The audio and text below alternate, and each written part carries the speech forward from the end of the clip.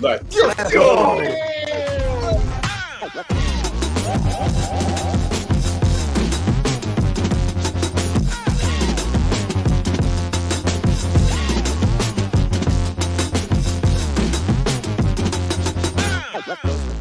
Live with the Wolf Roll! Let's go. Let's go.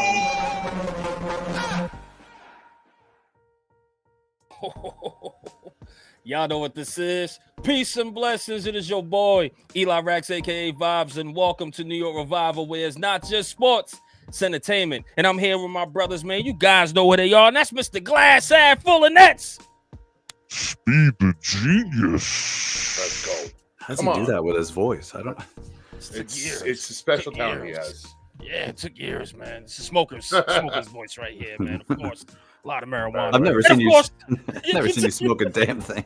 No, never. Probably never will. You know, just say maybe whenever time. Oh, I'll get you. I'll get you. You leave that up to me, Jeff. Yeah. I like this, man.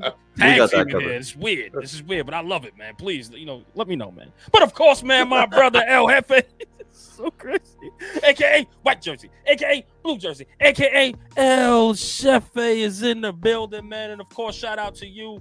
Yes, you the revivalists in the chat. Please hit that thumbs up, share and subscribe. We do appreciate all the support. Don't forget we're on all streaming platforms, Spotify, iTunes, all that great stuff as well, guys. But don't forget, you got to send us to Washington, guys. Remember when you took us? We took you guys boots to the ground during the NFL draft. They gave us NFL credentials. The Giants Revival had NFL freaking credentials. Who the hell are these guys, right? Who the hell is Giants Revival? But yeah, we had NFL credentials. We was there. Right. So, of course, Look at that. guys. Going to be boots to the ground. And look at this chart that these guys made here, Just man. a Oh, beautiful, my God. This is beautiful so chart. That's only one show's work right there. You know? Look at Production that. at its finest. Look at this. At You its see this? finest. Well, hit the scroll. Hit the scroll button. Here we go. We're all in class. Yeah. Look at this great A1 production we got here in this podcast. I got the marker. You guys let us know when you're ready. We'll We start stink, filming. yeah. This is terrible. And of course, guys, we got a special guest in the building, guys. Man, this was so organic how this happened, man. And I'll explain and tell a story a little bit later on down the line. But guys, you know him, man. He's big time. Damn right, he's big time, man. Online, Big Blue Entertainment LLC. You just gotta say the LLC in there. That's how you know it's real Official. legit. Protect yourself. And it's the business there. The best. But of course, man, this guy is the friend of the shows. Our guy. Yo, you guys called for this. So it's our guy, your guy, Mr. Tim for Online Big Blue. Round of applause! Yeah, Round of let's go. applause! Round of applause! I'm just impressed that he didn't use crayons. You allowed him to use markers. Yeah, You see, it's official. Insane. So you Only know because all I had was my kid's marker nearby. Otherwise, the crayons would have been As smarter. long as it wasn't the thick crayons, if you know what I mean. As long as it ain't them thick ones, you know? That's Them in thick ones, usually yeah. you already know. Ooh. That's in a different Pause. department of the school. sorry, As long as it yeah. ain't that one. It's the regulars. It's the regulars, man. But of course, man, Tim, thank you so much for coming on the show, brother. How you been? Man, we got so much to talk about, man. What's going on, brother? I can't complain. Like I said, it's great to be here on Knicks Revival. I mean, I hope we can have a good show. Wait a minute, where am I? Wait, I'm still looking for the guy that's big time now. Yeah, right. When is he going to show up? Try to find these guys, man. Trying to find him. Yo, Just trying to find That's how I live, though. him. Nice. Look at that. Well, listen, man, this guy's the big time head. I just want to let you know, we'll get through all this stuff, Tim. We'll get your accolades going, of course, man. But really quick, man, we got to go through this, guys. Don't forget, you can send us to Washington. So please, every super chat, of course, gets us there on week 1, man, in freaking Washington, D.C., where we get to meet everybody that's there, that's in media, man. And also, Tim will probably be there. Who knows? I don't know, man. We got so much to talk Do you about. go to games, Tim? Are you a frequenter or what was the last time you did do? I'm a season ticket holder. Since Oh, look at you. family's Okay. been one since 1976. I was there when they opened the stadium against Craig Morton and the Cowboys. I sit over on the coaches club, so you could usually see me on the sidelines. That's rich. Okay. That's called rich, guys. That's called money we didn't touch yet. Pass the crown. Pass it over.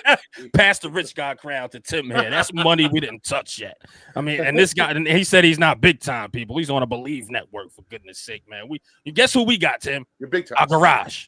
Like we got nobody, all right? Hey. We got nobody helping us out here, Tim. Please spare some change over here when you get a chance, brother. All right.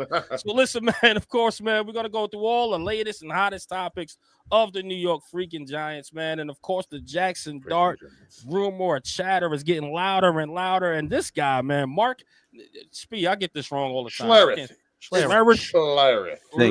There's a reason why you got a nickname. That last name sucks. Yeah, what's it? What, his nickname Stank or something? I was going to say it's Stank. I don't think it's even better. Oh, Big Don in the chat. They're sending you guys to Washington. Big Don is from Texas. Huge Syracuse fan. He's always friend of the show. He started out as a friend of the show. Now he's a personal friend. So, way to go, Big Don. As always. Let's go, Big Nice Don. to have you here, Don. Thanks for the $5 to get it started. We appreciate you. We appreciate that, man. Listen, he's bringing all his guys over here, man. That's how you know. Like I said, you guys got a gallon of gas now. Yeah, we got that going. Well, we'll see how the gas keeps going the next couple of weeks. We'll find it might be like a 15th of gas, but 315 guys. So what area code is that? I'm guessing that's a 315. What area code is that, Don? Let us know. That's probably Syracuse. Oh, okay. Yeah, okay. Gotta be, right? He is a huge Syracuse Orangeman fan. Okay. Yeah, okay. So that's gotta be for sure. But man, of course, man, you guys really killed that segue going in there to the freaking topic here. Oh yeah, sorry, Tim, man. I'm just saying. Your Mark Slater Stank, whatever his name is, man. Of course, had a hot topic. Stank. This freaking. I think this was a stank ass top. Like what is it? Take. Oh, it's stink ass take. Terrible take here, but he's saying, man, screw it. Take the training wheels off. Get rid of Russell Wilson. Go cut him. And get me, my guy, Jackson Dart in here to start. And Tim, man, I gotta ask you, do you really believe in that, man? Do you agree with his take here, brother? Let me ask you. Oh, hell no. Okay, good. That's what I say. You crazy. No. There is no. Listen, Jackson Dart has talent that is given, but he's also coming from the Lane Kiffin system, which is a quarterback friendly system, but it hampers the development of quarterbacks, especially since the fact that he likes to cut the field in half, give him one option and not allowed to audible. I mean, you take a look at the Lane Kiffin quarterbacks, first one that had any type of success, and it wasn't even success, is it's a guy that went to USC, Matt Barkley. And if we're using that as the litmus test for Lane Kiffin quarterbacks, we got problems. We just need to let the kid just sit, redshirt a year, sit there. You're fine. You know what? You got Russell Wilson. You got, Jameis. There was never an interception I didn't want to throw. So, you're good. You're perfect. I agree, man. Listen, I think that is a stank ass take, man, for Stanky. All right. To be honest with you, man, that is just the longer he sits, the better for me. This guy's got to be cooking like gumbo here. Now, again, we saw Jackson Dart. We understood, okay, he's the third best quarterback coming out, we thought. And I still think rightfully so. You know what I mean? According to what my eyes are telling me. They could be blind because I do wear glasses. All right. But I had, Cam Ward and Shador ahead of him. So this guy has to sit. I've been saying this all the time. He has to sit for the year. Let him learn behind the veteran Russell Wilson here. Let him learn behind Jameis Winston as well to be that consummate pro, that guy that's always positive, bringing light to the locker room. So the longer he sits, the better. I don't care how much we lose, okay? I do understand, guys. You do want to see him probably week 10 if we really, really out the playoffs and it looks bad. But I'm telling you, if it looks bad, if it looks terrible, these guys are getting fired anyway, right? Let's be honest here. So if we see him, it's all bad either way. You know what I mean? But the longer he sits, the better for my guy, Jackson Dart, man. Guys, anything else to that, man? Come on. There's a dozen reasons. Sorry, Speed. There's a dozen reasons why this is a terrible take. You can't have Dart come in and fail because then Dable has nothing to lean on to save his job. So he's not going to throw him into the fire. Number two, you got to stop wasting the prime of all these good players on defense, like Dex and Burns and Tibbs, who's playing for a contract. You can't have another throwaway season because you just wanted to rush your quarterback out there and take the bumps and bruises. Like, no, they need to be playing meaningful football. They need to be in close games in the fourth quarter. They need to pull some of those out. They need that for the fans. For every reason, they need that. And they need a veteran who's competent at quarterback to help run that offense. So you can't do it. And Spiro, I know you've got the best point in the world coming up. Go ahead. There's too much pressure on me. I'm going to shut. No. Listen, it's twofold, right? Russell Wilson, I don't know why we're quitting on Russell Wilson already, right? Because like he went for 16 touchdowns and 5 interceptions in 11 games last year. Here's the stat guy. Here's the stat guy. Smith as his offensive coordinator, the guy who just kills quarterbacks. So like I'm not giving up on Russell Wilson, who is by all measures look pretty damn good in OTAs right now. There's no reason to rush Dart. You got to give Russell Wilson at the very least September, right? Because why would you rush Dart in there to face Washington on the road, Dallas on the road, KC at a Monday night, and then the Chargers? That's a gauntlet right there. Let Russell deal with that. See what you got in the offensive line. Let Dart know the offense, feel a little bit more comfortable, and get into it a little later. And listen, Dable is his number one fan. By all measures, we've heard that like through and through. He's not going to sit Dart if Dart is lightening up in practice, and he's not going to sit him if Russell Wilson is just looking terrible. So I think Dable has a good hand on what's going on here. He's got a good grasp, and he will make the change when need be. Just as fans, let's remain patient. You got a great defense, got a veteran quarterback. That same recipe for the Steelers last year got them to the playoffs. Let's ride that. Let's see what we got with it, and then we'll throw a Dart in there when we need to. I just want to throw one thing in. After the Cincinnati game, the 400-yard, whatever, all those touchdowns of Russell Wilson, what did he look like after that? Because he didn't throw. Now listen, I'm going to tell you right now. I'm going to tell you everything you're going to tell me. The offensive coordinator doesn't let him audible. He doesn't let him do this. He doesn't let him do this, and that Pickens was hurt. That's why he was stagnant. It also could be, you know what? We're not the same player at 28 than we are at 35. Sure. Or 34. Sure. And he did not throw for over, I believe, for the rest of the season, over 217 yards, I think was the tops after that big game. And what we have to remember, Cincinnati had one of the worst defenses in the league. They gave up 30.6 times, and I think something like over 20, like 11. So when we look at, listen, Pittsburgh didn't have a quarterback. And they waited on Aaron Rodgers. They basically said, Russ, we got nobody, but right now no one's better than you in our mind. And Mike Tomlin, when I worked in Tampa in 2003, Mike Tomlin was the defensive back coach. And at that point in time, nobody knew he was going to be what he is, but you could see the progression. You could see the football mind. So in my mind, if he is a Mike Tomlin cast off, and they finished 2-6-1 with Russ in the last 8. Not that I'm saying Russell Wilson's over the hill, but I think to your point, fans need to have a little bit more of a patience because of the fact that we're not getting the 26-year-old Russell Wilson. No. I always love it because when he first signed, you went on Twitter, and I always love Twitter. We have a segment called Stupid Twitter Comments, and it was they were showing film of Russell Wilson, what he's going to be, and I'm like, that's Will Wolfark. I was like, that's his rookie season. I said we just need to have expectations. And one of the things I want to ask, though, is Vibes mentioned it before, that Brian Dable potentially it could be gone by week 8. What is a better way for Brian Dable to kind of save his job by throwing in the rookie and say, hey, listen, guys, I'm starting a rookie. I need your 5. Mm-hmm. And you know what, though? That's the only saving grace there, Tim.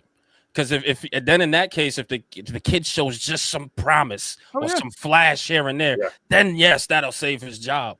But I'm telling you, if that rookie falls on his face that first game and he's throwing some picks out there and it just doesn't look right, Brian Daboll and Joe Shane's the hell out of here. Like they throwing him out of here early. I think they're going to give you go to Dart. I think they're going to give him the rest of the season because you can't just say, hey, you got your guy. Let's get him for 1 or 2 games. Now you know what? Scrap the whole plan after 2 games. That's not Mara. Mara would. Mara. I think Dable's going to get the whole season. In my opinion, he's going to go to Dart when either the season's looking bad or Russ is looking bad. And honestly, it's a win-win. If Russ is looking bad, you can still throw Jameis in there. If Dart is not ready, forget about Jameis. Yes, I know the picks. Yes, I get it. But it'll be fun for a week or two. We might lose, but we score about 28 points. And then listen, when Dart's ready, at the very least, I see a week 13, against the Pats, and you give them the rest of the season after the bye. But in my eyes, this season really can't. I mean, it could go wrong. It could go very wrong. But with this good defense and Dart waiting in the wings, I feel like there's just a light at the end of the tunnel, no matter what happens, and that's what excites me. Tim, let me ask you this though: what's the win-loss record for you for the Giants with Russell Wilson in the lineup for this season? Before I say anything, I know it's not my show, but I got to do it anyway. It's the two-time. There you go. Let's go. Super chat. Let's go. I love this. That's fire. All right, let's get. Hold on, we got something here pretty cool. Let's run the super. Holy shit, a super chat. Yes, man. Let's get through the super chats really quick before Tim gives his predictions. Spiro. Salutes to Kings of NYR Sports Media Podcast, FA, Vibe, Speed, Tim, and all diehard Giants fans across the pond. Greetings from our Italian national rugby team. As always, Tuto coming through. We love this guy. Our Italian stallion over there, man. Let's get caught up, right? Real quick with the other ones. Jay, thank you, brother. He agrees with Stink. Russ would be out of the league without us. Tim's a legend, oldest guy on the panel, and hair game dominating the panel. Absolutely. There's no debate. I love you, Jay. You know that. I'll give you that. That's fair. And last one, Sergeant with a 30 burger. Thank you, Sarge. Let's go. Absolutely no reason to rush Dart onto the field. He's playing behind two veterans who know how to carry themselves and a team. Listen, the vibes are okay right now. It's not like the players. You saw the players like glowing, talking about Russ throwing him the football. Granted, with what they're used to, this does seem like a pretty nice situation. But let it play out. I think Russ absolutely 100% has to start the season, and then you just see what happens from there. And someone made a good point. Like, let him see what going to an away game is. Preparing for an away game as an NFL quarterback, right? Like back to back, a division rival games. Let him see what it's like to be in there. Get the vibes. A Monday night against the Chiefs, Patty Mahomes. Like, let him see what it's like. Let him see a pro prepare for this in Russell Wilson and Jameis Winston. I said 6 to 8 weeks minimum. Like, get in the flow of being a professional quarterback and see how the game plans work, see what happens. And then you got the playbook down even more with an extra month or two. Let that play out. And before he even considers look at you. The weekly press. The weekly precious. Thank you so much. We appreciate you. We love you. We love you as usual, Press. Thank you so much. We appreciate you. Now, guys, of course, let's pivot back, man, because he has to get some real serious predictions here. Tim, win-loss record for the Giants right now this year with Russell Wilson in the lineup, brother. And when do you see Jackson Dart, if you start to predict the losing record here? When do you see Jackson Dart? I've said this a million times before. If the Giants have any indication of potentially making either the playoffs or even coming close to a winning season, you got to go 3-3 in the first 6, because that means you'll still capture a divisional game. You'll still have some momentum going into not even the easiest part of the schedule. What's up, Big James? But I mean, looking at the way the schedule is, the way it falls out, I mean, if you're a 5 to 6 win team, and I'm going to head towards the Vegas line, I think it's a good season as long as you're showing progression. I think Jackson Dart, I would say, unless things have gone horrific, and I've mentioned it a million times before, you're a Russell Wilson injury and 5 Jameis Winston interceptions away from seeing Jackson Dart earlier than not. I mean, I would try to do like Eli, put him in, around like week 13, and then just give him the rest of the season. But like I said, I see 5 to 6 wins, depending on how the defense. And we're not even going to get into Shane Bowen but when we do, we'll talk about that. But it's 5 to 6 wins. I think you're probably right, but I don't mind that plan because for Dable, that in barring a disaster like last year, that still will be enough to bring you back because Dart only has to like show a spark for you to say, okay, we can build on this. We can do something. He's just got to give you a couple of good quarters, a couple of good drives as a rookie with a couple of games left and probably a lost season at that point. He's just got to show you something, and that's enough for I think win a all big of them to come back. Beat Washington, right? Like that's like Eli beat Dallas, and that like was the last game of the season, and that immediately like we're like, okay, he's got it. Like we have something here, and that led into the next year, and then so on and so forth. But hey, listen, I want to talk about this real quick because I want to play a little game with you. Actually. Do you have anything to talk about before we get this game, E? You have anything that you need to? Here? No, listen, man. Listen, hold on 1 second, man. Hold on. Before we get to the game, because it's this guy. This guy's the guest, and he wants to really. This never happened before. Now, Tim, let me tell you something, Tim. Hold on 1 second. We never had a guest. I gotta get you to Washington. I'll chug to that. We never had a guest actually do this on the show while they're on the show. We never did this before. Incredible. Man, it's the first time, man. Hold on, man. We got a round of applause. Round of applause for our guest, Tim. Thank you so much for that, man. Can I tell you why it's so important for us to go? When we went to Green Bay, we brought home Abdul Carter and Dart. When I went to Game 6 that Knicks, we did that. The Knicks game against the Celtics, we dominated. When we get sent to things, we bring home good tidings and good shit. So you need to get us there so we can bring home a W for the squad. What happened to the Knicks? What happened to the Knicks in Indiana? I didn't go there. That's why. We didn't get there. We didn't get there. I blame it on everybody else. That's why you're not New York Knicks Revival. Exactly. Exactly. Right. And listen, man, Tim. let me say this, man. Of course, I know. Best, thank you so much, Tim, for that. Honestly, man, that means a lot to us. Like I said, we're a little engine that could, man. And according to Tim, man, hold on 1 second. Because I know I said I'll keep Tim for only 15, 20 minutes. And guys, we're already hitting this. You can keep me as long as you want. I got nothing fucking to do. Listen, man, I got a couple more topics here then. I got just a couple more. Just a couple more. You know what I mean? Speaking of the defense, and you said we'll get to it. In your scale, man, where do you rank this defense right now with this current roster that they're in? Abdul Carter, Spider, all these people that are there, and we're expected as leaps and bounds here. What do you rank this defense, Brother Tim? Oh, Shane Bowen. I'm going to put you on a spot. Do you think they have ability to be within the top 5 range, or no. like? No. Okay. No, are you top 10? Top 15. Okay. Top all right. 15. Here's the issue with Shane Bowen. And I think everyone already knows it because you guys have intelligent fans. I was going to say the panel's intelligent, but I don't know. We're not. We're definitely not. Don't lie to our faces. We're definitely not. I'm trying to be nice, man. I'm trying to be nice. Hey. Don't. It's not a show for niceness. Yeah, I know. I don't work that way. Shane Bowen is, if you go back to Tennessee, he's a guy that likes to generate the rush with 4. He's a bend not break guy. If you take a look at his track record with the Titans, his secondaries have always been terrible. There was a 2-year period where he had Jim Schwartz as his mentor.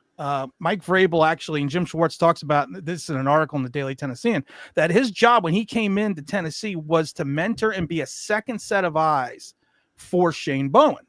And then all of a sudden, that first season that Bowen was the coordinator without Schwartz, they were 11-5. They made the playoffs, but I think they were 28th or 29th in reference to their defense. The next year, they improved for 2 solid years. And then Schwartz took the job in Cleveland, and the defense dropped again, which helped get him fired along with the firing of Mike Vrabel. So he comes here to New York. You look at his scheme. He kind of got away from, which was a good thing, he kind of got away from what he did in Tennessee. But with the injuries and everything else, he reverted again. And I'm concerned that he's going to see Kayvon Thibodeau, he's going to see Brian Burns, he's going to see Abdul Carter, he's going to see Dexter Lawrence say, listen, I can generate this rush with 4 guys now. I have my 4 guys. I'll play the bend not break idea. But then you think to yourself, listen, you went out and got Paulson Adebo, press cover corner. Okay, doesn't really fit the system. Banks doesn't really fit the system. And I think a lot of Banks' issues last year was the fact that not only did he not fit the system, he also had poor safety help, which is why they went out and got Holland to try to fix that as well.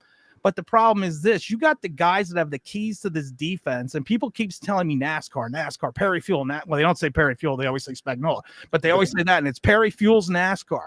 Right. But if you take a look at the Perry Fuel NASCAR defense, they had 2 defensive ends, and Jason Pierre-Paul and Matthias Kiwanuka, who both had 80-plus tackles. Yeah. So they understood how to set the edge, how to play the run. Kayvon Thibodeau and Brian Burns aren't that great at it, and we don't really have any linebackers behind them outside of Bobby Okereke. Yeah, McFadden. I like McFadden, but McFadden has a tendency to miss a lot of tackles.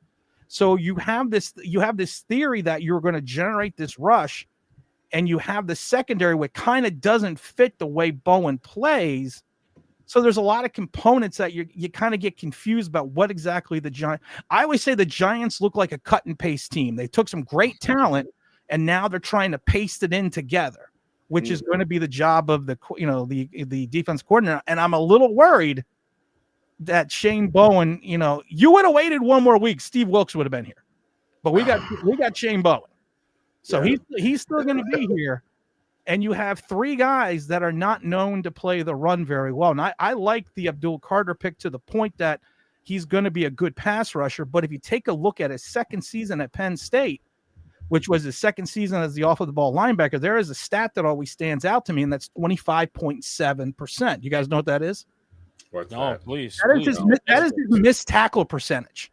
Ooh. Abdul Carter's missed. There is more than a reason besides the fact that Penn State lost 2 guys in the draft that they moved Abdul Carter to that position. So for people that think that he's going to be an off-the-ball linebacker, I had the former NFL lineman on the other day, and he's a big Penn State fan. He's like, I like him, but if you guys think he's going to be a linebacker, that's not what he does. What he does is he goes after the quarterback. All speed to the quarterback. That's all balls to the wall, go after them, get the quarterback, and that's how he's going to excel. Right. So, like I said, with Bowen, I don't know if he just doesn't seem to, the pieces don't seem to fit what Bowen has done the last 6 years in the NFL. That's fair. Dude, that was really, really good insight. And the Giants need to be in close games so that other teams have to throw the ball so that he has a chance to excel. You know, like you can't be getting run out and just having teams run the ball. Nobody eats when that happens. Agreed. And Tim, let me ask you this. Abdul Carter, who would you compare him to that's been in the league or that's in the league now? Who would you compare him as a player to? Oh, you know, that's a great question. And honestly, I can't. He has such a specific skill set, and there's nothing wrong with that. And there's nothing wrong with that whatsoever. But he's going to have to grow into this skill set. And I always look at him as, and not I can't think of a current guy, but I always look at him more towards like a young Jason Taylor from the Miami Dolphins. A guy that came into the league. He came into the league with a lot of promise. He came into the league a little bit undersized, but he fit into that defensive end mold. Right. My concern with Abdul Carter is he good? If I'm an offensive coordinator, I'm Philadelphia. I got this huge offensive line, and I see all 3 guys on the field. More than likely, I'm going to assume it's going to be a rush. So I'm going to try to take advantage of the over-aggressiveness of the defense because we've already seen Kayvon Thibodeau and Brian Burns go wide consistently and not cut their rush back in with the tackles pushing them off to the sidelines. And if you're doing that, I see the middle of the field open, and I see an undersized gentleman coming in at me. I may potentially just say, hey, listen, come on and get me because I'm either going to delayed handoff, I'm going to do a bubble screen, or I'm just going to drop the ball over the tight end because I'm going to take advantage of the over-aggressiveness of these guys as they're going to try to get the sacks. But if you want to say, like I said, is as a modern player, like I said, he kind of reminds me of Jason Taylor a little bit when Jason Taylor first came out into Miami. Ooh, that's a good comparison. That's the worst. That's not the worst comparison. Nothing wrong with it. Right. There's nothing wrong with that at all, but he's absolutely right. The undersized, etc. Like he has to grow into that position. Tim is hitting it right on the button here, so I think that's absolutely right, right there. That's a good comparison, actually. That's a very good comparison. I got to do some homework there on that one. But guys, really quick, man, let's get to this last super chat here because let me apologize to the reigning revivalists of the month here 2 times. Also in the running for revivalists of the year. Our brother Bartlett, I apologize. Let me hit the button for myself, brother. Move this man! Yeah, I suck, though. Yes, he was the first, Bartlett. I'm sorry, I got to take this away from you here, Tim. Bartlett was the first to actually super chat himself while on the show because we do open it every month to the supporters that we have. We call them the revivalists of the month, and they come and sit down and talk anything and everything sports related or just life overall with us. So what you're saying is I got to give a second super chat now. Yes, you do. You got to beat him. You got showtime guest. You got to be. All right. See how this is. He never did it twice. He never did it twice. All right, Bartlett. It's on like Donkey Kong now. One more from Tuto. Go ahead, sir. Set the alarms, everybody. Tuto's going live 4th of July, 6 a.m. Italy versus South Africa. He's going to witness the O-line destroyer in action, filling up hospital beds. Please pray for the victims. I love it. I love it. Sir. So I will be setting the alarm because, hey, who knows? The kids might get me up at 6 a.m. I'm throwing it on. Don't worry, man. I got you. Speed, man. Let's get to the game, man. What's going on? What we got for Tim? Real quick before you get out of here, Tim, we got a little segment here. It's gonna be just fire some questions at you. It's hot as shit outside, so we're gonna do hot or cold. All right, I'm gonna throw some ideas at you. You go hot or cold on the answer. Very simple. Okay. Let's start off with this. Dart starting more than 8 games. You hot or cold on that idea? New York Giants revival. Oh, I'm sorry. What? Fire. Fire. I wasn't listening. Let's go. Let's go. I blacked out. What happened? Let's go. I'm going to say cold. Okay. All right. That's fair. Abdul Carter with more than 10 sacks. Hot or cold? I'm going to go cold. Ooh. Okay. That doesn't mean he's not going to get 9.5. Yeah. That's fair. true. Fair. That's true. That's not bad. Eli Manning, Hall of Famer for next year. Hot or cold on that? Oh, next year. For next year, well, it can't be this year. Yeah. I don't know what the class is coming out next year. Yeah. I think next year is Drew Brees. Oh, he's a lock. He's cold. We literally I have a second podcast that we just did a show on about Eli Manning and comparing him to Drew Brees and the Hall of Fame. So I even said that Brees should get in before Manning. So if Brees is in that class, I got to go cold. Yeah, I agree. Tough. I don't know when he's going to get in at this point. If we don't get him in this next couple of years, but let's see. We'll be rooting for our guy. Russell Wilson will throw more touchdowns than Aaron Rodgers. Are you hot or cold on that idea? I'm gonna have to go hot on that. Yeah, I agree. I agree. He's gonna survive. I agree with that. I like that. I'm with that. All right, let's see. Dable and Shane will be back in 2026. Are you hot or cold on it? I'm both. He's just warm. There's a rationale for this for being both. Let's hear it. I think that Dable gets fired. And the New York Giants in their history have they have this thing that they do, and they're still following the same plan. The first thing you do is you fire a position coach, so you get rid of Bobby Johnson. The next thing they do is you fire a coordinator.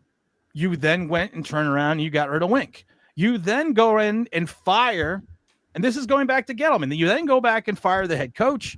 And then the general manager gets one more year. They did the same exact scenario with Gettleman, and we all know Mara doesn't like change. You just know this, so he'll stay consistent with Shane if these last 2 draft classes look like they may be something. And I think Dable. I still think if there's 5 to 6 wins, Dable is still gone. I don't think there's any way he's going to save his job unless there's some kind of meteoric way that within like the last 4 or 5 weeks the Giants have some outside chance of making the playoffs. Then I think he might stay, but I just think 5-6 wins, he's still going to get fired. Okay, all right. I mean, I don't like this. It's with a a very new quarterback. I don't scenario. like this. I know. like I know. this. Hey, we did it with Jones. So You literally went out and said to people that were interviewing for the job, listen, you have to tell me you can make Daniel Jones a starting quarterback. Right. But what's not for Joe Shane to say, hey, listen, you have to work with Jackson Dart. We've already seen the last 2 years ago. So and what's funny is it's funny because it's Dable's guy too. So it's just like it's such an ass backwards way of going about the business. I'm sorry. What? So What do you got? think Joe Shane stays around too, Tim? Because I just heard you say something. Did you think Gettleman was going to stay after that last Joe Judge, after the Joe Judge fiasco and everything? I mean, the first Joe Judge year. I mean, did you really think after Pat? We don't fire GMs. Yeah. Jerry Reese was the first GM that we really, unless you go back to like Andy Robustelli, Jerry Reese was really the first successful GM that was let go. And Mara has this thing, even going back to Wellington, where they don't. Head coaches, they can change at times. They don't like to, but when it comes to the balance of power in the front office, Mara seems to like consistency. And like I said, if all of a sudden if you take a look at Shane's, his last, not this year, but the year prior draft class, I have issues with, and I'm waiting for year 2 and 3 to see where that class pans out. But if those guys start turning the corner more and they show something out of this draft class, yeah, Shane is staying. I mean, he's going to finish out his 5th year. But like I said, sometimes you're going to have sometimes in an organization, you need to make a change, and you need to get, listen, I got fired by 2 NFL teams. I got fired by Tampa and Miami. So, and the second time I got fired was when Parcells came over into Miami. So, I mean, I know what it's like that they want to keep regime change in a way, but you also still want to keep the same guys at the top, because you also want to continuously sometimes maintain control. What you said historically is definitely true. I would be surprised, though, because the reason you brought Dable here was because of the success he had with Josh Allen, which you could say is a lot about Josh Allen, not as much about him. But whatever, that's why you brought him here, to coach these quarterbacks. And then to get rid of him after a very small sample size of Dart, if it might even be a couple of games, would be pretty surprising. Because then I actually have a question for you then. Mm-hmm. Outside of Josh Allen, in the pros, I don't want to hear about college, in the pros, who were the big quarterbacks, or who did Brian Dable make successful? Because it's Josh Allen, that end of list. He got fired at every one of his stops as an offensive coordinator. Yep. Yeah. No, Josh Allen is the list. He just happens to be a top 3 quarterback. Yeah. I think Josh Allen would have been Josh Allen with or without Dable. And Josh Allen won an MVP without. Right. Yeah, just saying, Josh Allen would have been Josh Allen without Dable. That's the argument. A lot of people believe that. I'm not saying that's true or not, but that's why you brought Dable here. A lot of people still believe the guy can coach, but he was cursed with a bad quarterback for a while. So we'll see. He had a lot of bad quarterbacks too. So that we'll say that. All right, one more question, Tim. One more hot or cold here for Knicks revival. All right. What's hot or cold on the Knicks' chances of winning a championship next season with all the trades that have gone on, all the torn Achilles that have gone on? What's your hot or cold on the Knicks winning the ship next year? I'm going to actually go hot. Because I think that if you take a look at, and my first love is basketball, and I've been a Giant fan longer, but I'm a huge Knicks fan, and I'm a basketball nut. When I played basketball in high school, we actually had a scout come out from a couple of major colleges to look at another player of ours, and I loved it because I was playing center at 6'1", and then the scout came up to me. It was from Purdue, and I love it. I've told the story a million times, and he goes to me, I just want to say, we were scouting this guy, but if you were 7 inches taller, we'd be scouting you. So this is my senior season. I said, dude, I'm going to fucking work on it. I'll work on it over the summer. Yeah, give me a shot. Yeah, don't write me up. I never grew any more inches. So basketball, like I said, it's just been my passion. So if you take a look at the Knicks, the way they're constructed now, what Boston has to go through with the injuries, looks like Porzingis is getting moved on. Philadelphia may move out of that 3rd spot in the draft. Even with I jokingly was texting. I wasn't jokingly, but I was texting people that if Tibbs does not make it to the finals, he doesn't have to win, but if he doesn't make it, he was going to get fired. Right. And then when he got fired, I was like, oh shit, I was kind of just joking about that. But the Tibbs system is, and this is what I don't get about him, is you played your starters 43 minutes, 44 minutes. And if you take a look through the league, the top 10 lineups of 3 players who played the most minutes in the entire league were all Knicks and the entire top 10. Yeah. And so all of a sudden you get into the playoffs and you're like, you know what? There's a guy down the bench. Let's play him. Let's move him out. You were 7, potentially 14 games away from winning a championship, and you just went away with him everything you did. It was time. He was the right coach for the first 5 years. It's time to make a change. They need to figure out a philosophy to find something on the bench that's going to be some resemblance of a scorer. You go back to the old Detroit Piston days with Vinnie Johnson, the microwave, some guy that can some guy that can come in and light it up. You need threat, some kind of spark, a real threat. Some kind of spark, someone that can handle the ball. If Brunson's not in the lineup, and I think you can find that. We have the 50th pick. I don't know if Leon Rose makes a move, But there are guys in free agency that you can look at. There's some moves you can do. Keep the core. Your core was built to beat Boston. Yes. The problem is you ran into a younger team in Indiana that runs 10 deep, who are all athletic. Yep. Then you were going to try to run and gun and go up the floor with these guys. And when they bring in that second five, there's no letdown. It's just different. It's just that sums it up right there. So you were built to beat Boston. You beat Boston. So you just need some more pieces and the right coach to cut. It's like, I'm not saying it's the Bulls, but I'm saying it's like the Bulls when they brought in Phil Jackson. They were a championship team. They were just a coach and a couple player bench guys away from being successful or going to the championship. Hit the nail on the head, man. Of course, man, shout out to the 392 people that are currently watching. If you're on YouTube, please hit that damn thumbs up. Can't ask for anything more. Please, for the love of God, help us out, man. If you're on X, man, hit that notification bell and that follow button as well. We got a star. Tim, I just want to say you lied to us. You are a good bullshitter. This guy knows his stuff here. This is why he's big time, people. This is the reason why he's fucking big time guy. I'm still looking for him. Listen, man, you guys are trying to throw me out. I'm not fucking leaving. There you go. Let's go. I'm not leaving. I'm not fucking leaving. I'm not leaving. That's what I'm doing, man. It's gonna take the National Guard to get me out of here. Let me say this, man. So you're gonna stay for this segment here, and this nice segment we like to call this here. Talk your This is a segment where we take it all and we just put it all on the table, man. We talk our shit, and today is my week to talk my shit.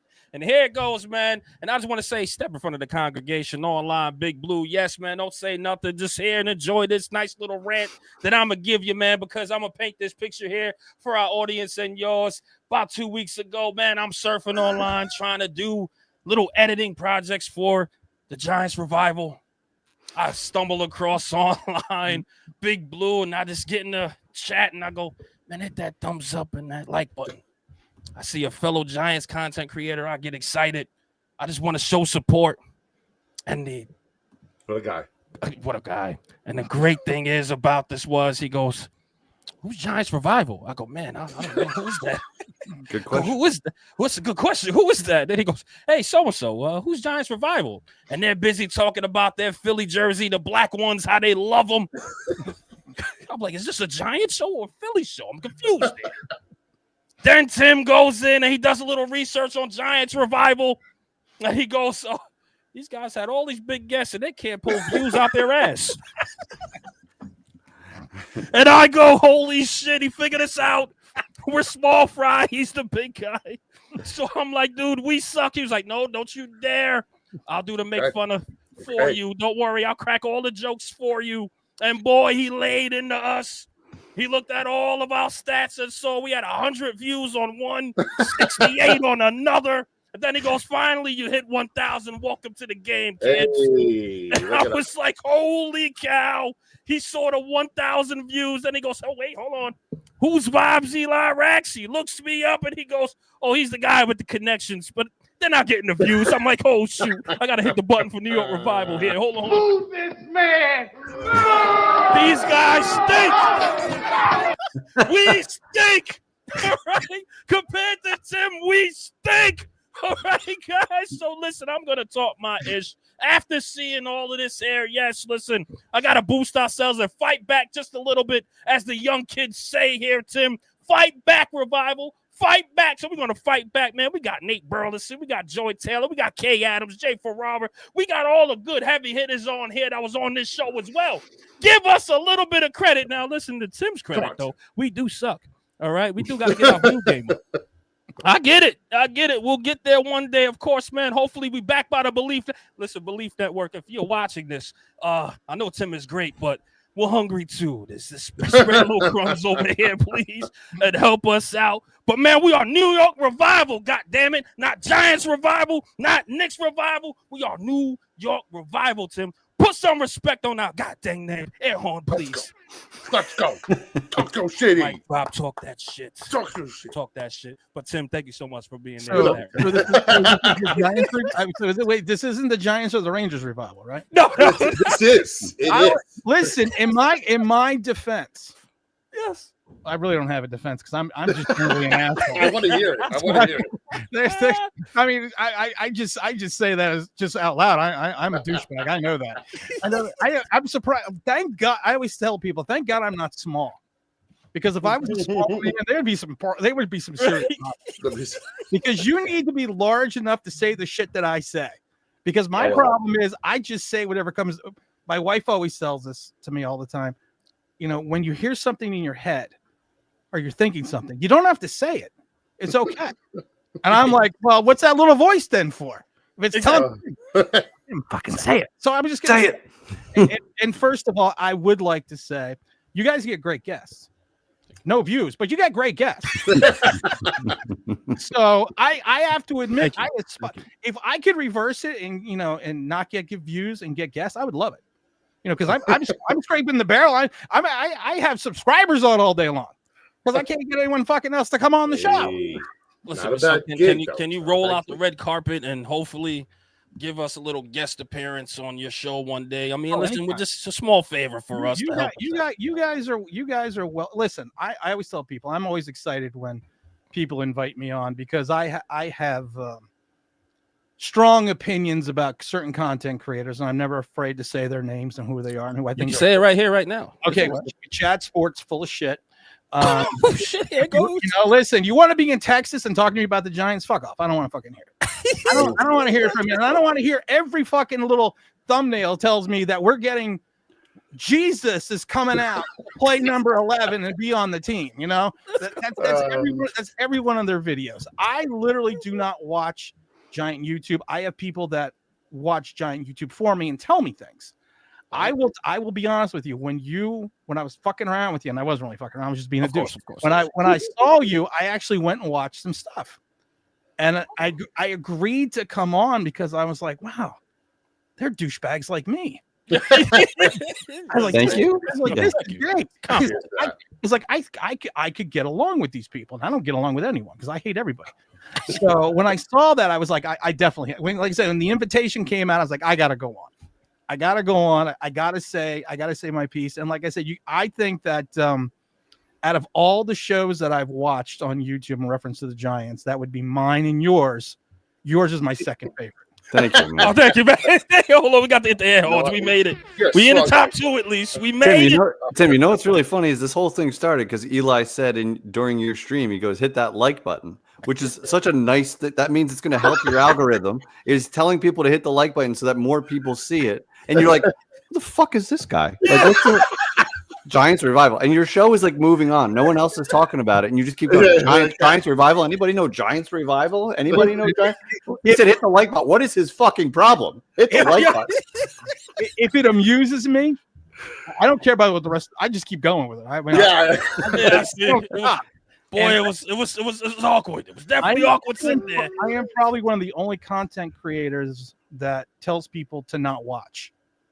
I will tell people all the time they come into the chat. I'm like, you're too fucking stupid to watch, and then I will ban you from the chat because I don't want to deal with it. So you're out. How I'm in the algorithms, I literally have no clue. And when I saw the revival, I did the old psychological thing where I don't really read everything. I kind of just your brain kind of pieces it in. So that's how when I looked at it, I was like Giants revival. Because I'm a Giant channel, and I assumed I was like, and I saw the logo, and I was like, okay, that's Giants. So I was like, Giants, right? And then I had someone DMing me going, no, they're New York revival. I said, no, they're Giants revival now. No. I don't care what you say. That's what they're going to be for right now, because I don't have time to learn their name. Maybe we should start telling people not to watch us. And you know what? That might be a new theme. All this time we've been telling people to tune in. Oh, you don't want to do that. That's not the way. Because then you have to read super chats and I know, right. No, it's a whole to do. But everyone knows I especially on my show, we don't really take super chats. and when we get super chats, I donate them to the Philadelphia Children's Hospital. But what I love about our show and our audience, and I have a great segment of a couple thousand people that I know that just watch religiously, is the fact that we are kind of a family, and everyone knows that I will sit if I get 700, 800, 1,000 comments, I will literally try to sit there and read every single comment, because I don't think that, I don't think anyone's comments more important than anyone else's. Like what you guys are doing, like I said, trying to get money to go somewhere to do something for the show. I think that's awesome. I think that's what you should do. That happens to fuel our show right now. That's how we got to Green Bay, and we were boots on the ground, and we took them with us and documented it.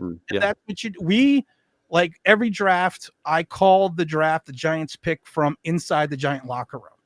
So we've done that for like the last 3-4 years in a row. We go behind scenes and do things. And I think it's great that you're going to go, like I said, going to Green Bay for the draft was awesome.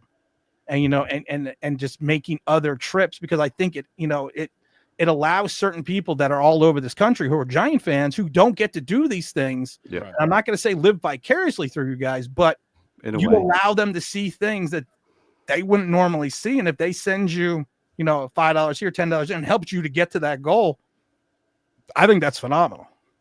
Absolutely. I appreciate that, Tim, man. Hold on. Before we go, we got a couple more super chats before we get Tim going. Let's read them really quick, man, for it. Of course, man. Of course. Revivalist of the month, man. Richard Judge. Now, Bartlett and Richard Judge, y'all both got to come on this podcast and duel it out for Revivalist of the Year here, man. This is going to be great. That's great. It's great television. We might have to get them on here. We love you. Next week, man. We love you guys, honestly, man. Thank you so much, man. But love and respect. You're right. Well, shout out, man. Hey. Take it easy. Take it easy, my guy Tim. NYR security crew. Take it easy. I'm about to drop in $100 super chat. I'll end this. Let's go. Let's go. Bartlett, you'll do it now. Bartlett will do it. I'm just saying, Tim. Bartlett will do it. He'll keep up. Come on, Bartlett. Come on. Bartlett came in. If I see another one from Bartlett, I don't know. I might have to do something. Shoot, Bartlett. Don't do it, Bartlett. First of all, I don't like to lose, Bartlett. Don't do it. Reverse psychology, Hef. Don't do it, Bartlett. I'm gonna try this now. Nobody watch. No super chats allowed. Exactly. Now look at this. Of course, man. Tim, thank you so much for coming on. Before we get you to go, brother, just please tell the people where they can find you. Give them a little bit of your background and kind of go from there, brother. Of course, we're on YouTube on Online Big Blue. Also, it's Online Big Blue New York Giants Straight Talk. We are on the Believe Network called New York Giants Straight Talk. So it's everywhere that you can find podcasts. Believe has actually been stepping up really, really well. We just did Bron Weinstein was on the show today. He is the radio play-by-play announcer and former ESPN SportsCenter host. So we came on and talked Washington. Looks like we're going to have a pretty good Philly representation, because we're going to do an Eagle Giant podcast, little thing going on there from another host that we're going to be doing. I'm not going to say whom yet, but we have his interview is tomorrow. I also have another Giant podcast called New York Giants Generations, where I debate another young podcaster named Ryan's Big Blue Podcast. Make sure you go out and check Ryan out as well, where we debate topics from different generational views, and looks like that's probably going to be on the Believe Network as well. And honestly, like I said, it's been a weird ride. Oh, there we go. There we go. Let's go. I told you Bartlett can do it. Bartlett doesn't step down. He does not. Bartlett does not run away from any challenge here. No. You knew to this, man. You knew, Tim. I'm just saying, Bartlett doesn't. Revivals of the Year. I love it. Revivals down there. Listen, guys, let's get to the supers. Let's get to the supers first. Hey. Holy shit. Oh. Holy shit. We're going tit for tat. This is like we are going to get you to where you need to go tonight. Let's go. Listen, everybody. Get on that marker. This is now like a telethon. Let's go. People aren't going to know who Jerry Lewis is when he, because I'm old. And when Jerry Lewis, I got that reference. Oh, I got it. There you go. When Jerry Lewis had the telethon, man, I told you I'm not fucking leaving until we get to where we need to get. I'm not fucking leaving. So you know what you need to do? You need to just give the super chats now, so I can leave, because you're gonna probably hate me in an hour. Let's go. I'm just forewarning you now. Okay, this is what I like though. This is what makes Hey. it great, guys. We gotta let our guest go. He's been here for the long. Listen, Momo. We said 15 minutes. He's been here for 54. Exactly. Everyone's excited. Momo's excited. Everybody's excited. And Momo, don't you dare! I got something to say to you, Momo. Don't you go nowhere. We're gonna get Tim out of here, of course, man, because he's been here. Like I said, 15, 20 minutes. All guests do this, man. I'm like 15 minutes, and they stay the whole show with us. Always turns it in. Exactly.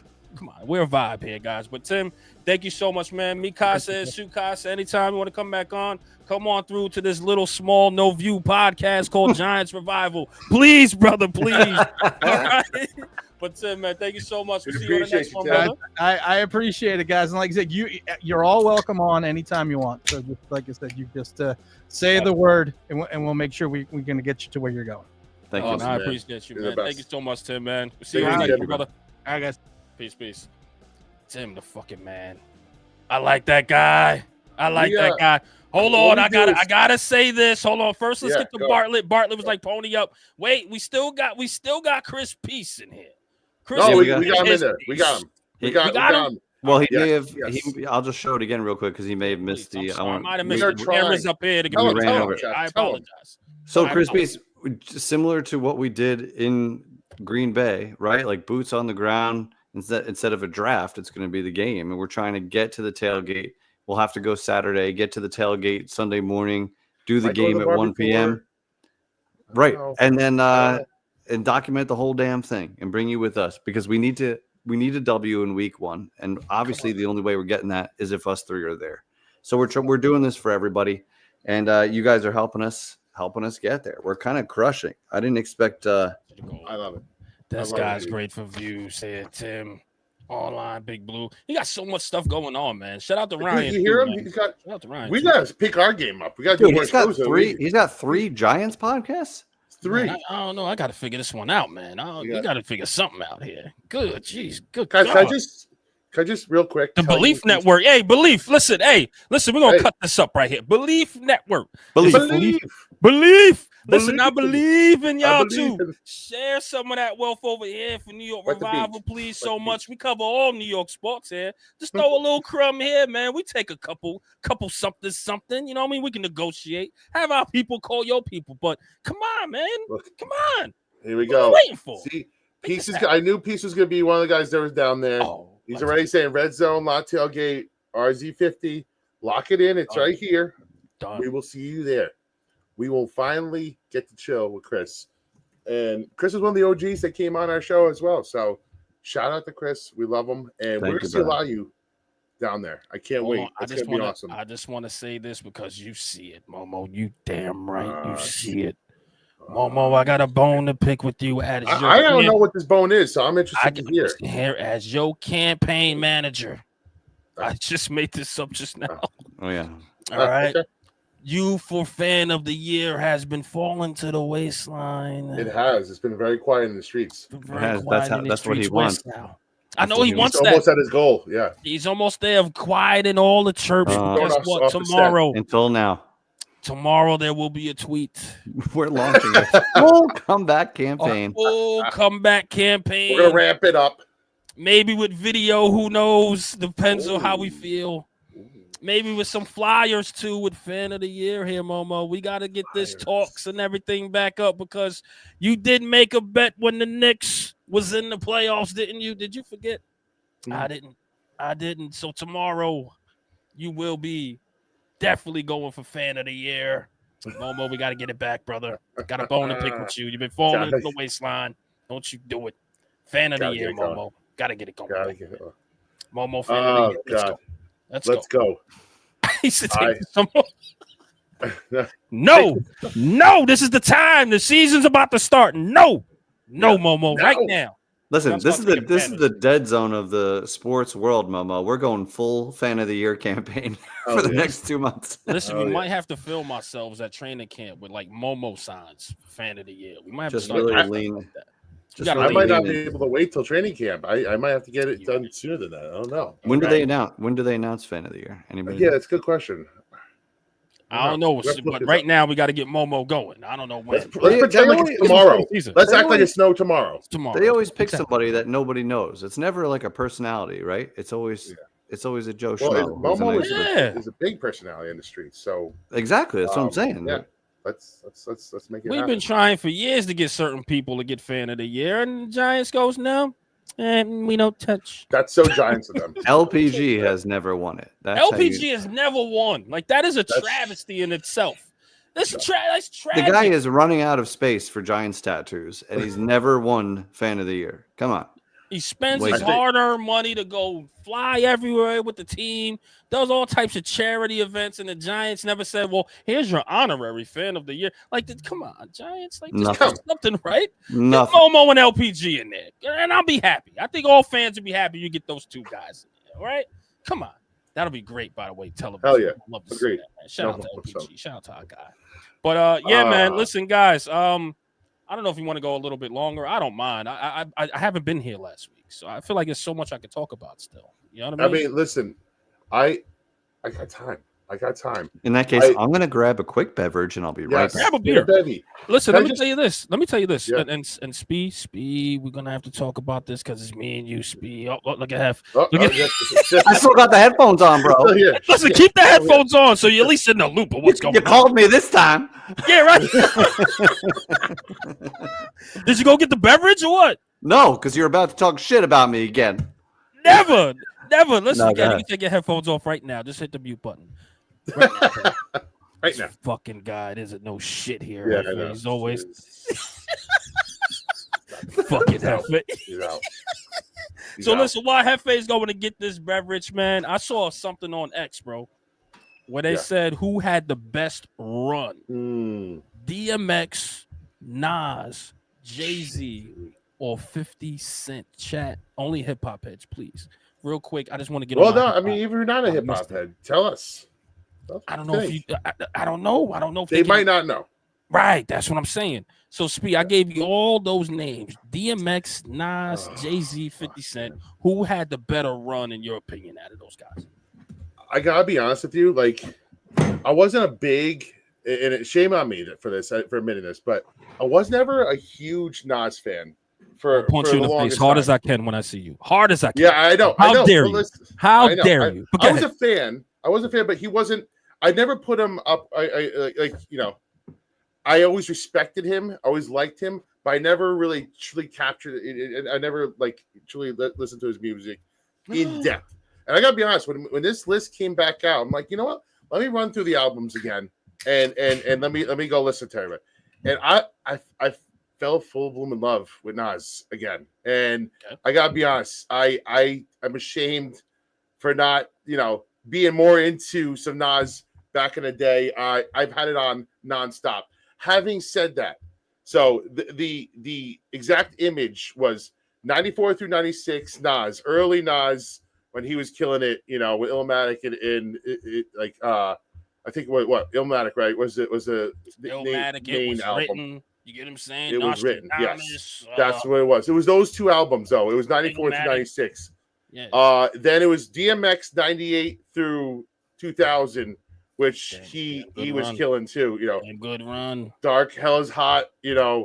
Flesh, blood of my blood. That's my guy. And these are all New York guys again. So we are New York Revival. So this is us right here. Jay-Z 98 through 2001. On fire, dude. Absolutely on fire. Black Album. He was just putting out, all good shit. It's 50 Cent reminded me of high school. So he had a place in my heart. High school, good times, playing ball with your friends. 50 Cent on, smoking blunts. That was a time in my life that I'll never forget. So that has a special place. But for me, and I'm a little biased. DMX, man. DMX gets it for me. He gets it for me. I love DMX. I love DMX. I thankfully saw him in one of his last concerts before he left this earth. I wish. And he just stacked W after W after W after W. And I have to go with DMX in this little race here. I know it's close, but that's my heart right there. Speed, and I was gonna pick DMX as well, but I beat you to it. You did. For argument's sake, I gotta go with something else. Okay, so listen, yes, you talk about Nas and how, you know, he came in with Illmatic and actually changed the landscape of hip hop as we know it, as far as the rhyming patterns, the flows, etc. I'm not going to get too nerdy. Yes, I can get too nerdy when it comes to hip hop. I'm just that type of guy. Okay. But he just didn't release enough albums in that. That's why that whole beef would happen with him and Jay-Z, right? How long you released the album? One of them was the other one was Illmatic. One hot album every 10-year average, and that's so lame, right? So we understand, right? So Nas wasn't releasing that. Yes, he had his run, but it was like that because Biggie came. You know what I mean? Your reign on top was short like leprechauns. We already know Biggie came, crushed all that, got that out the way. You get what I'm saying? So Nas, good run, just wasn't enough. We're not talking about longevity here, all right? No. We're talking about the runs. So when I look at Jay-Z and I go, yes, Jay-Z has the longest longevity out of everyone on this list. Hands down, no debate. Jay-Z is probably the number one in a lot of people's categories right now, hands down. Agreed. And I can't even argue that.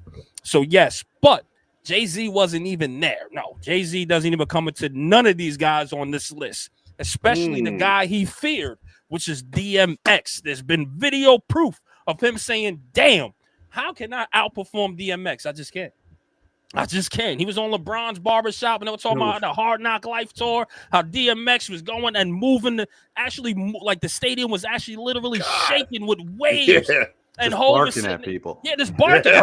He said, yo, the crowd said, all he did was, and the crowd erupted, he said. He said he's running back and forth on stage, DMX. And next minute, not only that, he ends with a prayer. Now everybody went from jubilant and excited to crying. And Hove said, I had to go out there saying it's a hard knock life. Yeah, it was tough. He said everyone was facts. He said everyone on that tour was looking happy as hell. And he's the only one that's upset. Like, damn, how do I can't rap. It's a different level. Like it was different levels to that shit. Not only that, DMX dropped it's dark and hell is hot, and then within 6 months later, Flesh in My Flesh, Blood in My Blood, come 2 on, albums in a year. He was the only artist I believe to actually do that, to drop 2 albums within a year. That doesn't happen, bro. It just doesn't. That's all. You know how hard that is to do. Yes, tough. And listen, you could debate whether Flesh in My Flesh, Blood in My Blood was a good album or not, but I know Dark as Hell is Hot. It's a classic, certified in the vault. Keep it in there. It's a certified classic. Sold 200,000 in its first week. Flesh of My Flesh sold, I think 800 or 900,000 in the first week as well. So that shows you the power of DMX, the movies, etc. DMX was huge, but I told you I was gonna say X, but I'm gonna have to say 50 Cent. That 50 Cent wave fed children. You want to talk about the bootleg, the mixtapes, and etc. that came out of that particular monster they called DMX. Also, I'm called 50 Cent. Also, don't forget, man, Jay-Z was like, hold up, bro, hold up. I want everybody on Rockefeller to start releasing. Start releasing y'all music now, because this is a guy named 50 Cent that's gonna come in and change the game. And 50 Cent damn sure did for the first few years. Everyone started to get muscle all of a sudden. Everyone started to dress like a gangster. Everybody wanted to be shot 9 times. He came up with Eminem, like G Unit, perfect storm. That was just. It was like a hurricane and a tornado all over. That aftermath, shady aftermath, G Unit, all that was just a perfect storm for 50 Cent. He's the highest selling hip hop artist debut album, 10 million. He won Diamond. Only Eminem was doing that at that time. So the gangster rap, 50 Cent is that guy. You get what I'm saying? So 50 Cent, that wave of 50 Cent was just like unbelievable. I don't think anyone can actually match that no time soon. Besides, you can say Drake. You can actually say Drake right now. Yeah. And I think Kendrick is. It was so different too.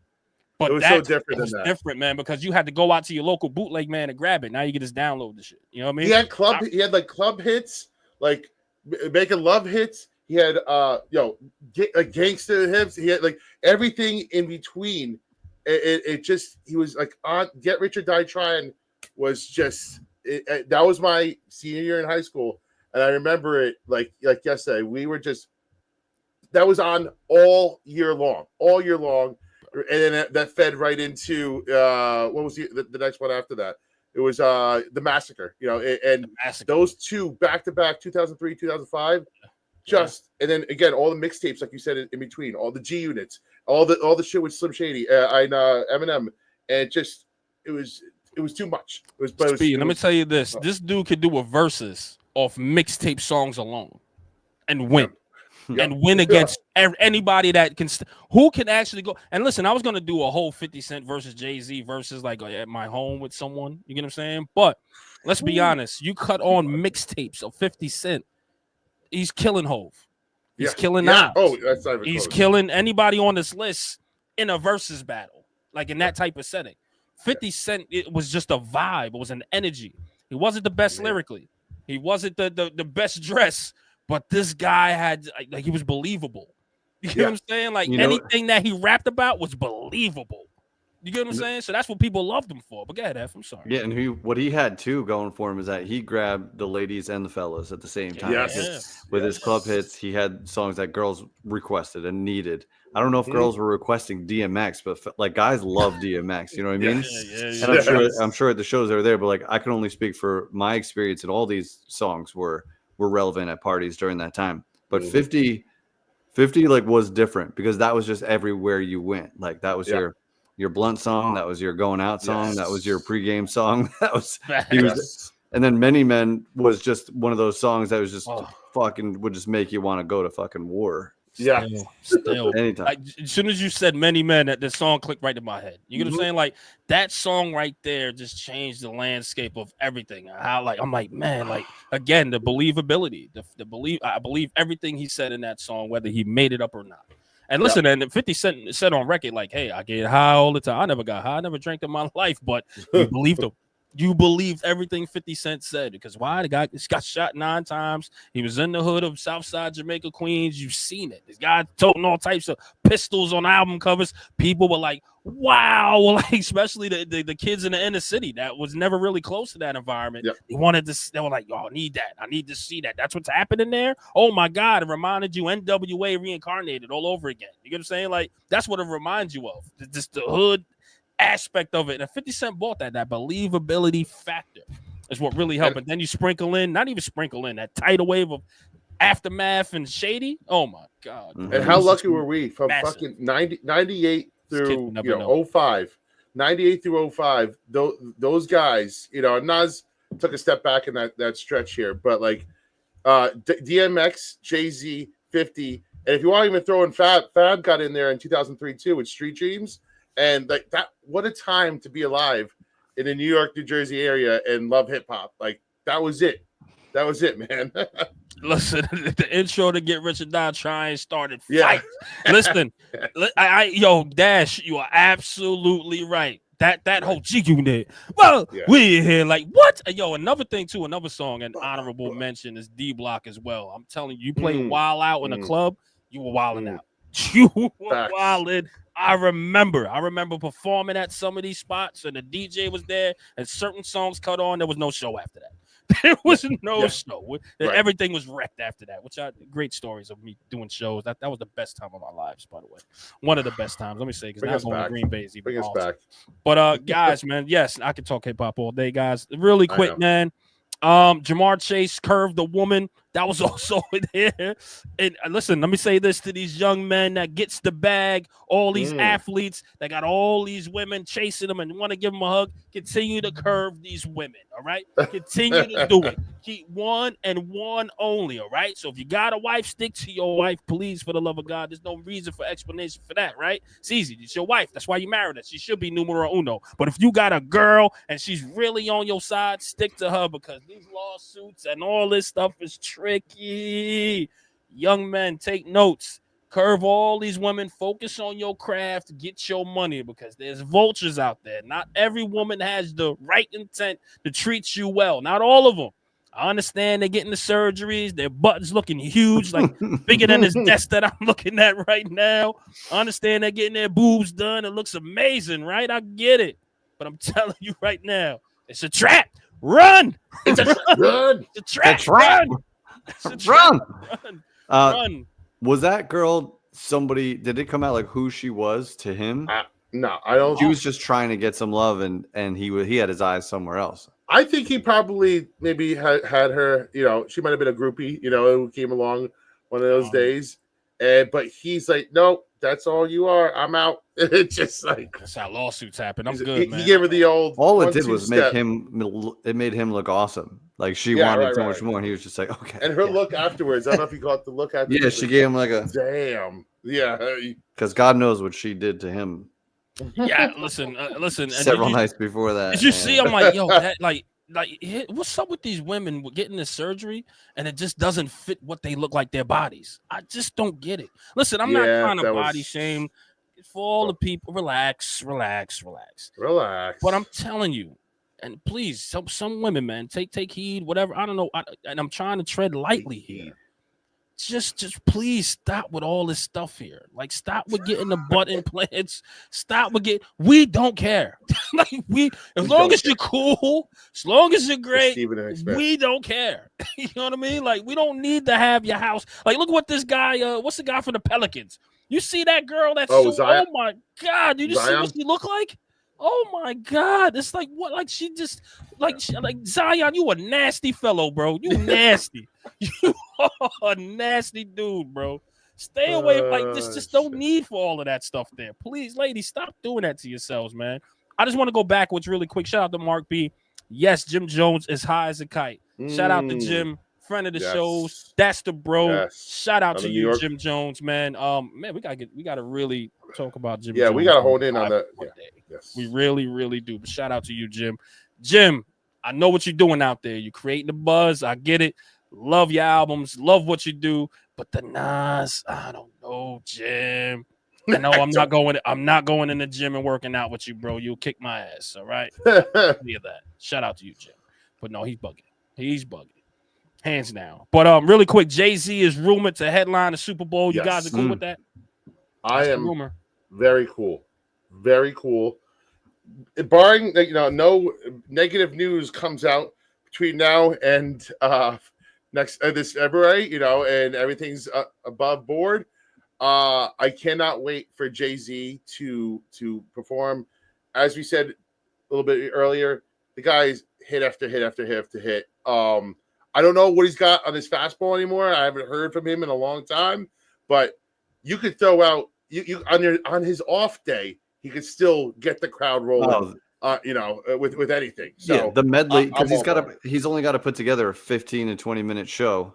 He can do a verse, of his best songs. He could bring Beyonce out. He could bring Rihanna out. It could be a fucking superstar show. He could do anything. So definitely down with it. Here's the thing, though, and this is just again me being a hip hop head. Being a hip hop head. I'm sorry. Yeah, seen him live twice. Absolutely, Mark B. I got to talk to you about that. Good show, fellas. Appreciate you, Big Dash. I just want to say this too. Hip hop head me spoiled me. I want to hear Cough Up a Lung. I want to hear Marcy. I want to hear all that. I want to hear. I want to hear. Dead Presidents. I want to hear the Reasonable Doubt Hove. You get what I'm saying? Like, I want to hear some of the Blueprint B cuts, like Song Cry. I want to hear some of that in the Super Bowl. Like, I get it. Like, you got your superstar friends and your wife that's going to come in and give you all these singles everybody knows and love. But, Hove, if you're doing this, and this is why I think Kendrick was getting such right, because Kendrick was getting a little backlash. I was like, man, like, what's this? Like, what's this off of GNX? Give me all your other hits. Give me all of this. And he stuck to GNX, which was brand new. No one knew, and it was more. I think that album was more B cuts than singles. Let's be honest. GNX. You get what I'm saying? So is Hove gonna do the same thing? I would love him to do that. Like, go out there and be Hove. Go be Jay-Z. Go be Reasonable Doubt. I get you got all the people you could call. You still got Linkin Park you could call. Rest in peace, Chad. But you still got Linkin Park that you could probably call to play some strings for you to do encore in memory of him. Like, I get all that. But, we need that hip-hop Hove, because Kendrick Lamar set the bar of I don't give a shit about singles. I'm going to do me and put my message out there. So, Hove, do it right. Go with some B cuts in there. It'll be interesting. It'll be interesting if he does the Hollywood Hove, like play the hits for all the people, or if he throws a little like, respect back to the old hip hop heads and like, this is what I did back in like the 90s. Give me Big Pimpin'. It'll be interesting. Yeah. Give me Big Pimpin'. Give me A Give me all that. Like, listen, I understand it wasn't like his number one hits. I think his only number one hit, or two of them, I think he has. Is and Dash, if you in here, correct me if I'm wrong, but it was Hard Knock Life and it was Empire State of Mind. I think it was, right? I think those only 2 biggest singles That's crazy. that he actually had. Yeah. Everything else is pretty much like on the waistline. You get what I'm saying? Yeah. So Bookmark it. waistline. Bookmark You know what I mean? He's calling it now. The first, Yeah, that's what I like. Izzo. Ace to the Izzo gotta be it. You get what I'm saying? So I understand you want to go to those heavy hitters, do all that. But you need to stick to the beast. Like, let them know what you're known for, Hove. And that's spitting, B cuts, street like anthems. Like, that's what you like, Hove. Come on. Like, Hove, if I watch this damn halftime show and you fail. Give us Renegade. Dude, I was just give me Renegade. Literally, I'm like, bring Eminem out. Renegade. Do a verse each from Renegade, Give me and Renegade. I'll die happy. Give me Renegade. I'll take Renegade. Give me Renegade any day. Give me Renegade. Brooklyn's finest. Facts, Bartlett. Give me Brooklyn's finest. And listen, you can do the whole Hove thing, you know what I mean? I know the big thing and try to do something. Give me Brooklyn's finest too. I get it. Yeah, what up, two Giants? They'll throw Hard Knock Life in there, you know. Goofballs in the house. We could go on for 10 minutes about what he could throw on. Because he's got the longevity. He's got the longevity. There's songs from every era, every group of years. And Goofballs, he'll put on a show. We got to go on their show. We're going on their show. Oh, absolutely. Listen, I love that. Let me say this, guys. Of course, man. I want to say this too before we get out of here. Did you guys see the celebrity boxing match between the Island Boy and Charleston White? I've never wanted to see someone get punched more than the Island Boys. The Island Boys. That dude got his ass whooped by Charleston White. I think Charleston White got to be like 48. I think 47, 48 I saw, yep. Yeah, but he was moving like he was about 58. Like Charleston White wasn't moving like us 48. You know what I mean? Well, you know what? 48, you got to get in such shape for like in any age, but like if you're over 40, you can box, dude. Round after the cardio that you need is absolutely insane. Your legs will be burning in 30 seconds. Dude. Mm-hmm. And once you lose your legs, it's over. Dude, I'm swimming in the pool and I'm hurting. Now, like nowadays, and I'm in good shape. Dude, I got sore from painting. Right? Like for real. It doesn't punch back. No, not at all. But he whooped the shit out that boy. That boy was like, "No, I'm gonna island quit." Oh my God, he quit. He quit right in the middle of that round. I think he hit him with one good clean like jab. Yeah, and that boy was just like, I'm good. What's the Island Boy weigh? Like 130 pounds? The dude looks soaking wet, probably. Yeah, dude looks like nothing. But listen, Charleston White's about, I don't know, $150, $155, maybe. Yeah, he's not a big dude either. And the fighters get down to their leanest. Yeah, like this dude he's a frail looking guy. Like, you know what I mean? Like, shut up. So listen. Wanto's the only one doing anything right now. Okay, he's the only one doing anything. The rest of the team sucks. New York baseball sucks right now, guys. Hey, by the way, Yankee fans can't be talking shit right now. Okay, no, we can't. Back off. Sure, we can. You're right. Well, you might be a conversation, by the way. Might be a conversation. We have now cracked 400, gents. Oh, look at this! 2 shows in, we're over 400. And listen. We're gonna throw some bangers. If we crack 1,000, we're gonna get 1,000 more, and we're gonna have a good whatever you guys give us. We're gonna put to having an even more amazing time. We'll give it back to you. We'll anything over 1,000, we'll put towards a home game tailgate, and we'll give stuff away. We'll set up something. We'll set up shop in the parking lot and give stuff away. Like anything over 1,000, and that's our estimate to get there. That's true. And guys, listen. You know what we usually do when we have a bank of money as well, guys. We do a lot of giveaways. We do a lot of stuff too. You guys know how we get down over here, man. So if anybody's in need, we usually kind of give some money away and help people out as well. So we do have something that is in the works for you guys. I cannot say, but I tell you, it's gonna be something. It's gonna be for charity, and it's going to be huge for you guys. So. We're still working out the logistics, still working out guests, we're still working out, and I'll tell you this, it won't be on a pod, it'll be live and in person. It's the only thing I'm gonna say. All right, so we're still working out guests, we're still working out etc. So we'll have an announcement, I'm hoping very soon for you guys of once we cross our T's, dot our I's. Now guess what puts us on the shot clock, right guys? Puts us on the shot clock, right? You did it now. So we'll get that done for you guys, and of course we'll let you know. And this is going to be a good one, man. And it's going to be all for charity. So stay tuned to that. got some guys, things really, cooking. We got Yeah, some we things do. cooking for everybody. we do, and we're Can't really excited divulge about enough this one. yet, but we got a lot of things cooking. It's going to be a fun football season. It's going to be a fun off season, and it'll be a fun holiday season. We're just going to have fucking fun, Too people. much fun. Let's Too much go. Mark B, yes, we'll be there. Save us a seat like you did before, brother. Yeah, man, man. that was great. That was great. Hell yeah. You and Scoop Hell yeah. held it down for us. Shout out. That was Scoop. early. That was we were. Was that year one of us? I think. Or Yeah, wasn't that first yeah, year? That was our first year, it right was. there. That's crazy, yo. We made it. Listen, but shout out, man. Tim is like, man, you guys still suck at views. I'm like, thank you, sir. Tell us your secret. Tell us your secret, Tim. Nah, listen, please. of course, man. We'll talk to Tim and get some ideas Hey. and some pointers. Belief Network. They're like, you're not even saying it right. Believe. I believe in New York Revival. Also, Believe don't in forget to leave comments on Spotify or Apple Podcasts, wherever you take in our show. That helps us a bunch there too, because again, we can use all the help we can get from you guys as you help us grow, you help us get us better, and to give you guys a better show on the other side. So that we need every one of them. So we appreciate that, and we'll feature that shit on the show. I will see your comments. I'll feature it. I promise you. So keep the good shit going. We love you guys. You know what's funny? That the Knicks can't find a head coach to save their lives. Well, so I want to speak on it real quick. I think I think the group of guys they have right now that they're going to bring in, Mike Brown. Hold on one second. The new guy that just The Minnesota assistant.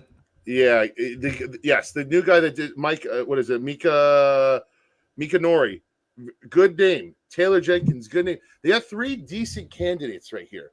Very under the radar. I don't know that they're going to be exponentially better than Thibodeau, but they might luck their way in. I'm underwhelmed. This might not have been planned, but they might luck their way into a decent coach to get them right where they need to be again. And again, we talked about the seas have parted for them. They don't have to do much. They just have one more year of cohesion, a little bit more offense, a little bit more defense. Keep the core. Bench player, and they're there already. They're there. They just need someone to get them right back there again. They might luck up. One of these guys might luck up and actually do it, right? Like he said, the Phil Jackson effect. Shout out to Tim, right? He said, hey, the Phil Jackson came in, just needed that little bit, the triangle offense to put him over the top a little bit. Maybe they need somebody in here that's going to do it, but they're still missing that one key guy that's going to, when Brunson sits down, that coordinator, the facilitators, that's going to come up. To be honest with you, I want to see another big. I want to see a big guy in there that's going to match the intensity of Robinson in there. I want to see something like that. Not only that, I want to see a guy that can score, not zesty cat running up and down like, I don't want to see that. You know what I'm saying? Like, I want to see somebody with some tenacity. Yeah. You get what I'm saying? So up against it. That's what they need. They're so up against it, man, with this second apron that the NBA has now inserted that they, it's causing these teams like the Celtics to break up, like the Milwaukee to break up. So the Knicks, their golden opportunity is next year. This is the window. Again, this is it. And you got to do it. With Halliburton out now, with Tatum out now, and the Celtics are dead. It's Cleveland and Orlando and the Knicks, and that's the East right now.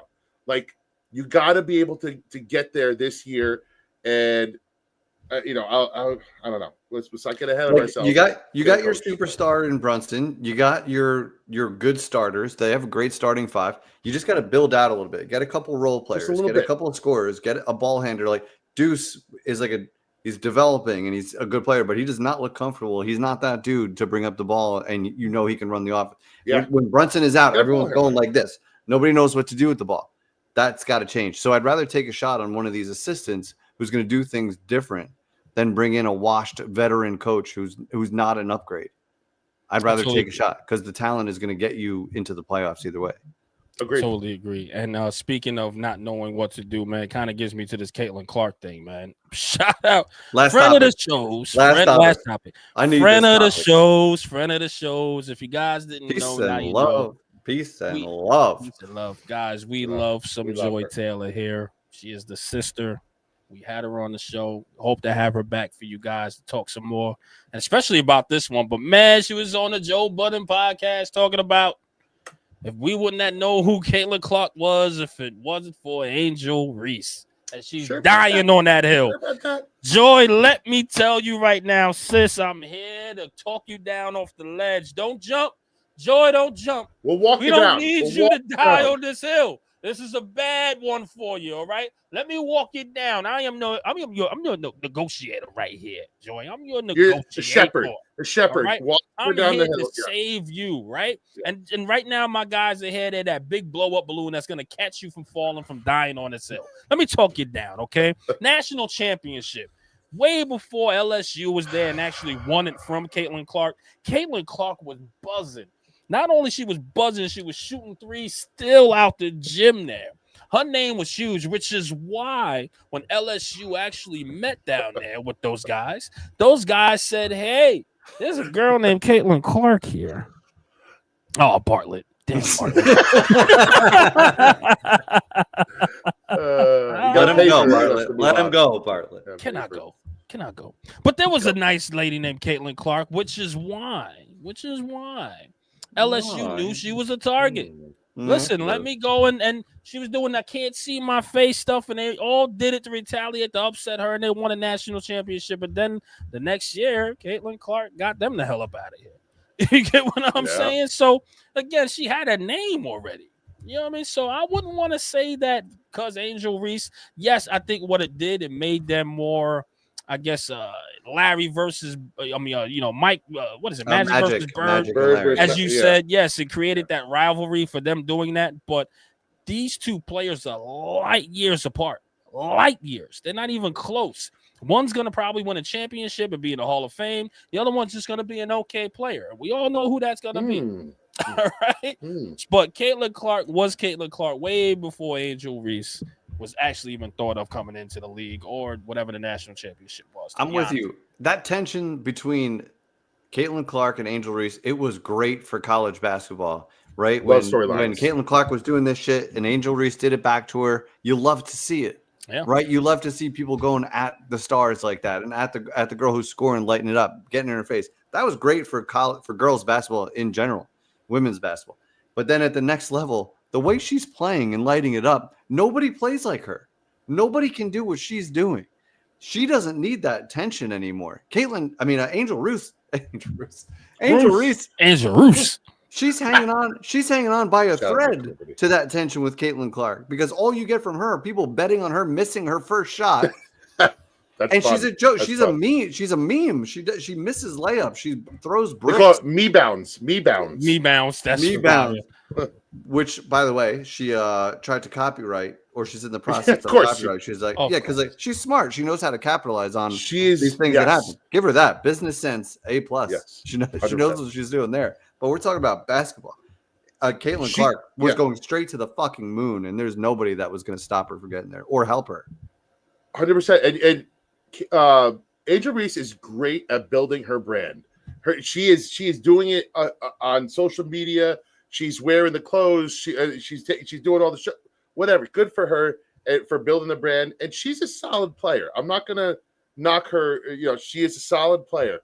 But CeCe is she's a generational talent. She is a generational talent, and she does this competition is not a competition.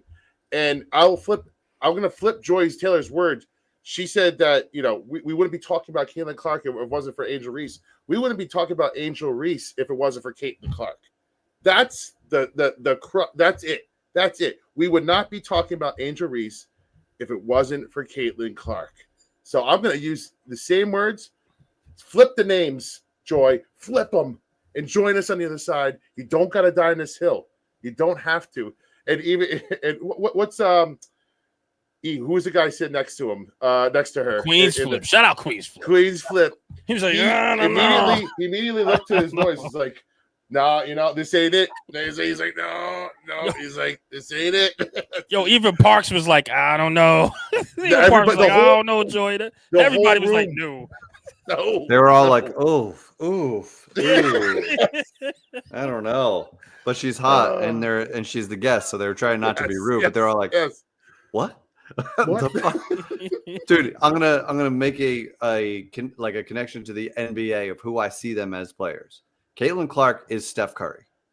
Yes. Electrifying. Yes. Nobody plays like her. I see Angel Reese as Draymond Green.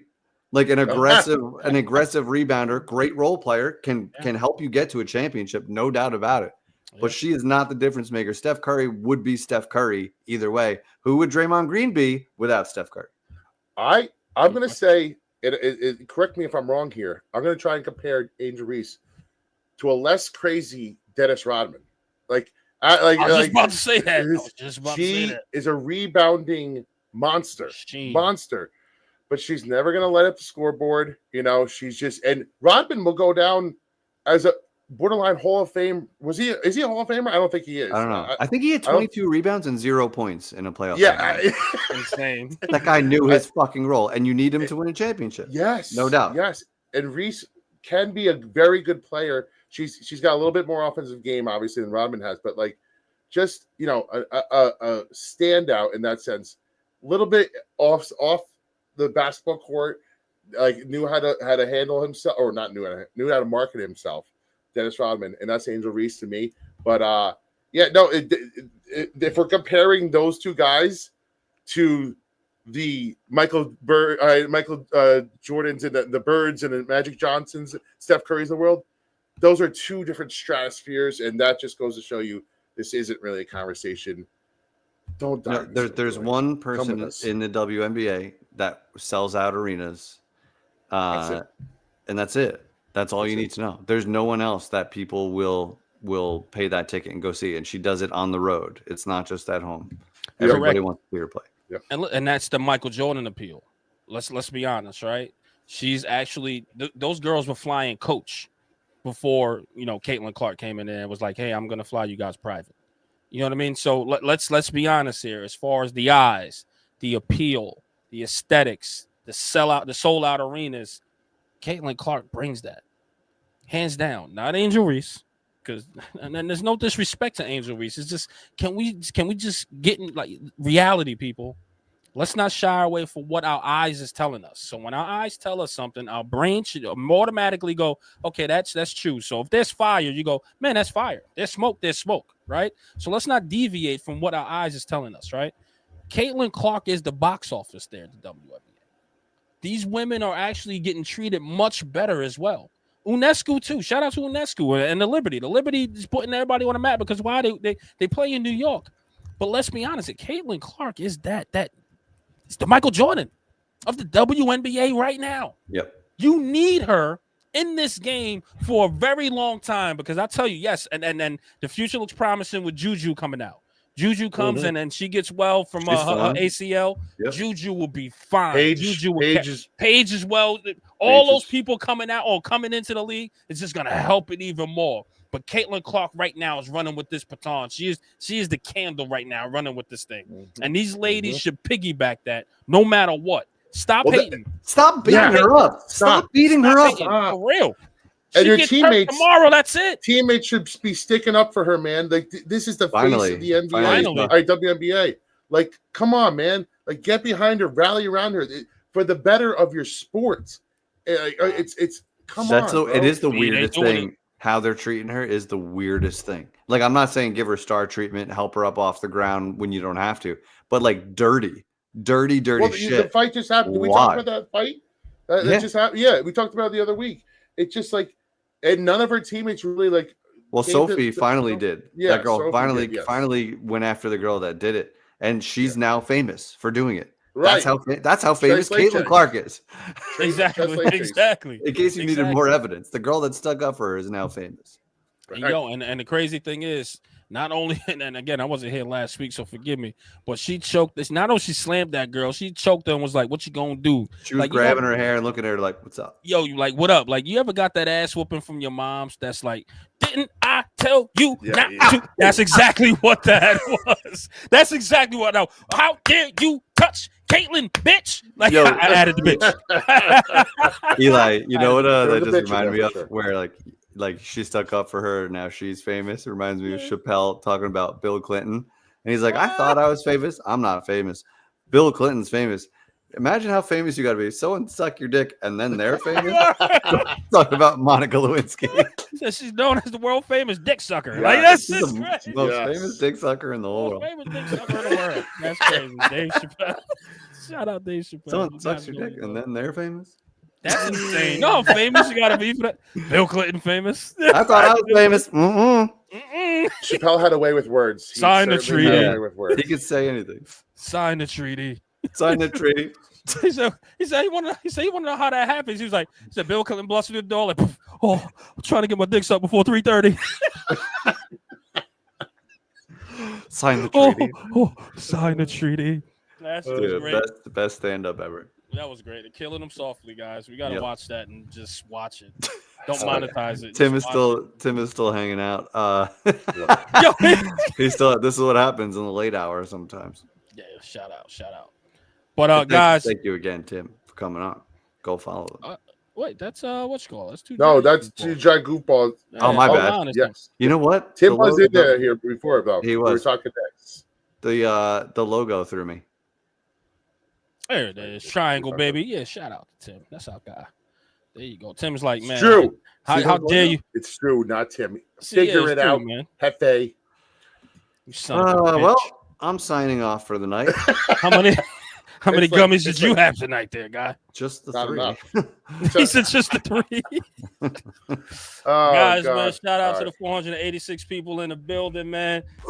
Tim, man, what a guest, what a guy, awesome guest. guy, man, to come on here, man. Online Big Blue, man.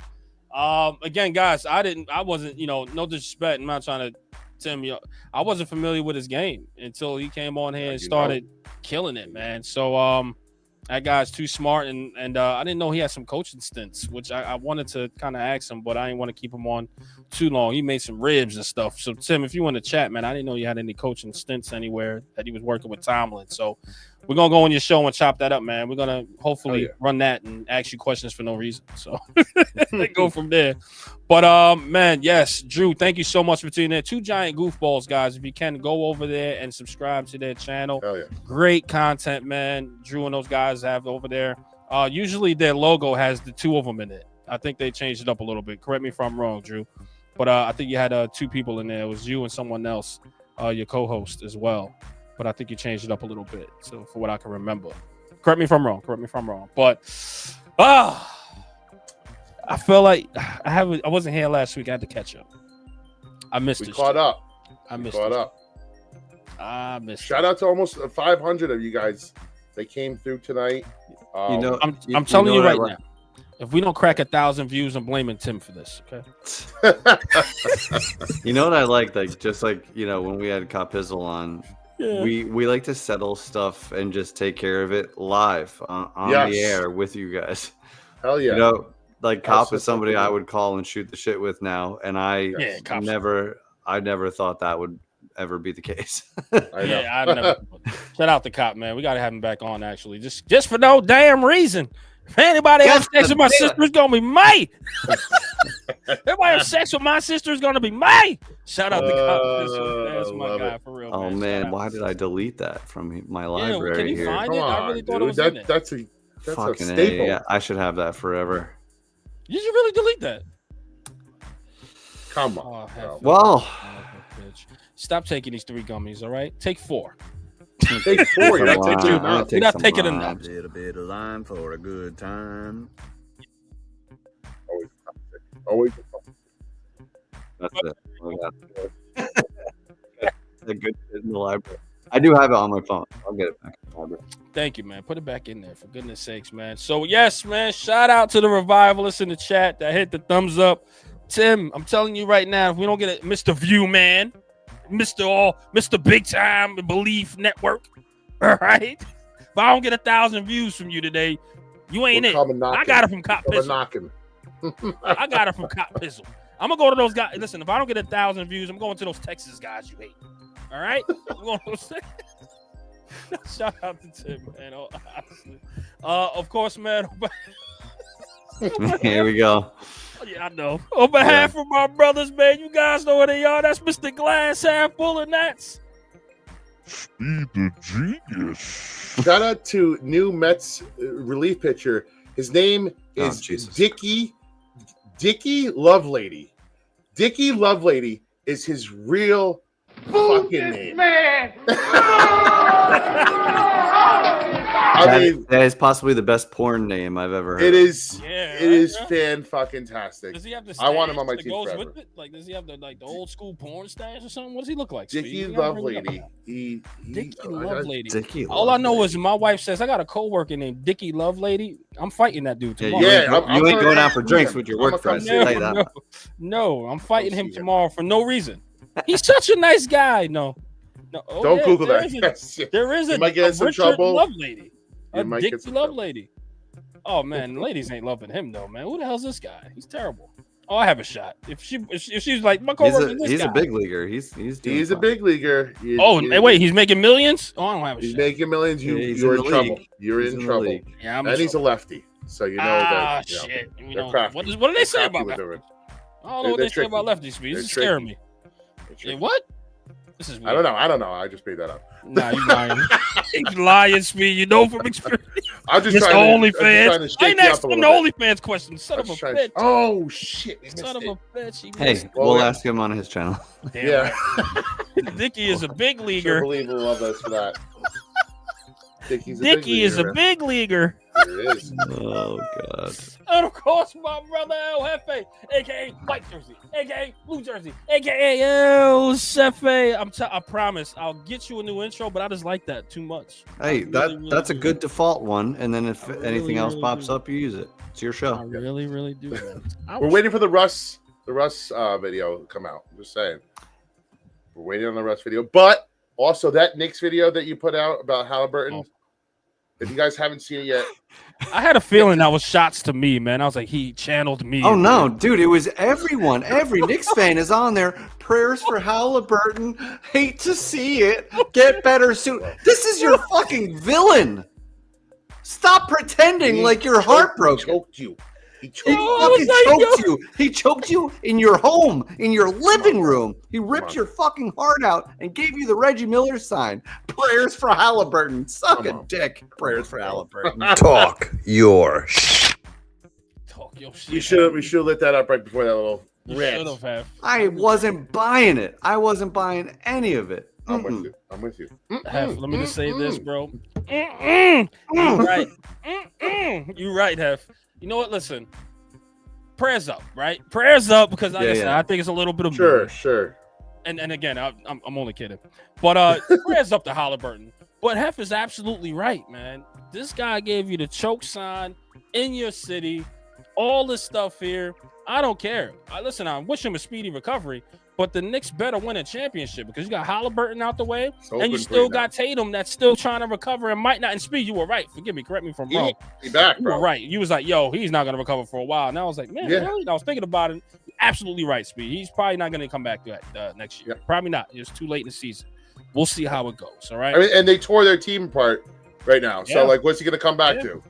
Exactly. So the Knicks gotta win it, and that's a good hot take too. When Tim was like, "Yo, that's hot that they can win a championship." Knicks get to the finals. You can win one, man. You could have beat OKC. I really think they could have beat OKC. I really do think so. I think but that's enough. OKC didn't look like world beaters. I mean, no, they didn't. So. No, I don't think Indiana was world beaters. I just think the Knicks beat themselves. To be honest with you, all the turnovers and etc. Anyway, I'm done. I'm done. I'm done. Good. But dude, when we were playing the Celtics and we were in Tom's garage. There's like 10 dudes watching the game, and Tatum goes down. And that's the Knicks were already pulling away. They were going to go up 3-1 in the series, I think, with that win. Yeah. But Tatum goes down, same injury. And everyone in that garage just had the same vibe of, no. Oh, you just hate to see it. Not like this. I'd rather lose than win like this. You know, and everyone was just on the same page. And I'm like, it stuck in my head how funny that was. And then when I saw all the prayers going up, I'm like, this is bullshit. This is fucking bullshit. Like, when I hate someone on another team, I hate them. I'm not rooting for injuries. I'm not saying fuck him, he got hurt. But I'm quietly like, I don't mind. You're good. Nobody said poor Knicks. Jalen Brunson's limping through the entire playoffs. Nobody said shit. He's just putting up 40 at will. Right. Nobody says poor Knicks, man. Imagine if Brunson was healthy. I didn't hear anybody say that from another team. Nobody gives a fuck if the Knicks fall apart and lose like they did last year to Indiana. So forgive me if I don't fucking feel bad that a guy worth $100 million has to sit out a year. He's gonna be all right. He's gonna be all right on that pile of money. He's 25. He's fine. He'll be okay. Stop it. Prayers. He's fine. Know what? You know what I was really happy to see though? Reggie Miller sitting there hurt. Oh, that's because he was like, right? "Oh, I could have got an honorary ring." Couldn't get it, Dude, buddy. They didn't get it, buddy. That comes from the same Knicks fan inside of me. Seeing Reggie Miller just sulk in his tears was just beautiful. It was just beautiful. I just closed my eyes and saw it just now. Oh my God, it's so orgasmic. It really is. I'm gonna service myself to that later. Yeah, right. Just close your eyes with this chat. Oh, it's beautiful. Oh wait, are we still live? Hey, sorry. And of course, man, it's your boy Eli Rex, aka Vibes. We'll see you guys for the next one. Peace and blessings. That was the longest outro ever. That was epic. 10-minute outro. That was great. Peace and blessings. Prayers for Halliburton. New York's revival. I'm in the building. Let's go.